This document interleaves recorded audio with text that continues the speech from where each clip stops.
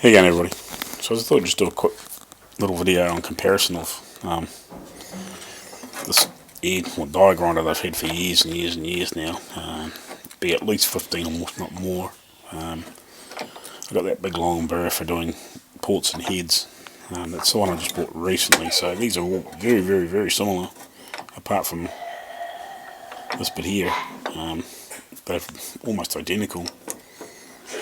Obviously, they didn't have the safety piece on the back there, the safety lock for the handles, which I take off, so I think they're a pain in the arse.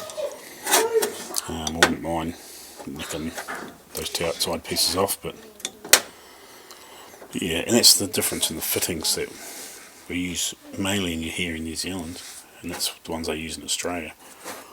I haven't struck these in Aussie yet with doing anything, but yeah, the ones in Australia are like that. I think they call them a nitro fitting or something like that. So it's just a quick wee comparison video, and it's always handy to have another die grinder around. I've got a few other burrs somewhere. Let's have a look in this box. Stuff are not in there, but it's not to say they're not somewhere else. Because I know I did have 2 or 3 other burrs like that. Different, like short ones and fat ones and bits and pieces, those carbide burrs. But anyway, it's a quick wee video. Next I might do a video on this old girl.